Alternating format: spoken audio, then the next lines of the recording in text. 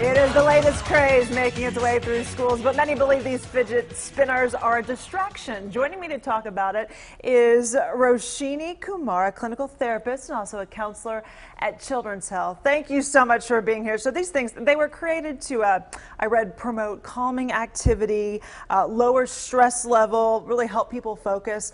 But it seems some people are saying, no, these are just a distraction. What do you think?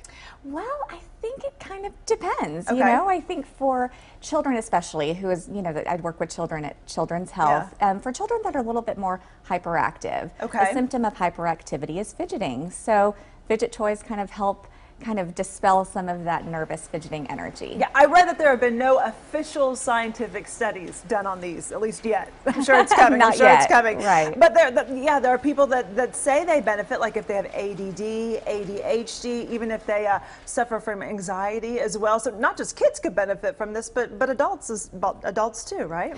I believe so. I mean, I think, like I said, you know, any kind of fidgeting, nervous energy that people have, it's kind of, you're able to kind of channel it through this toy. Okay, for me, it's just a total distraction. So explain to me how it works. How does it help someone focus by having something in their hand to do? Right. Well, you know, for instance, the children that I work with, the ones that are a little bit more hyperactive or anxious, in a therapy session, the conversation can sometimes be anxiety provoking. So kind of some of that nervous energy builds up and they're able to kind of channel it with their hands and their fingers, which kind of opens up the conversation verbally. Okay, so I've seen that. I know some teachers have turned to like those stress balls, like they'll pass them out to kids who, you know, sometimes they're tapping their pencil on their desk or they're hitting their foot against their desk, but it just kind of takes it and moves that nervous energy, like you mentioned, to something else, right? Right. So for some students that does work. This kind of replaces that. But then I talked to one teacher who, you know, she was a fan of them. She said, you know, there's no screen on it. That's a good thing. It doesn't really make any noise, doesn't need a battery. She's a fan of them, but says, this is a toy and I don't want them in my classroom because she thinks it can be distracting.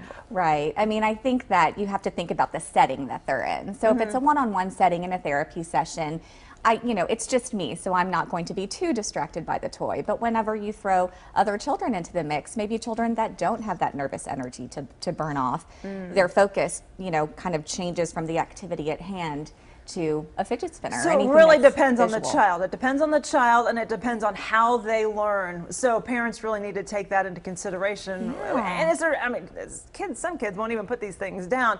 Is there such a thing as too much spinning?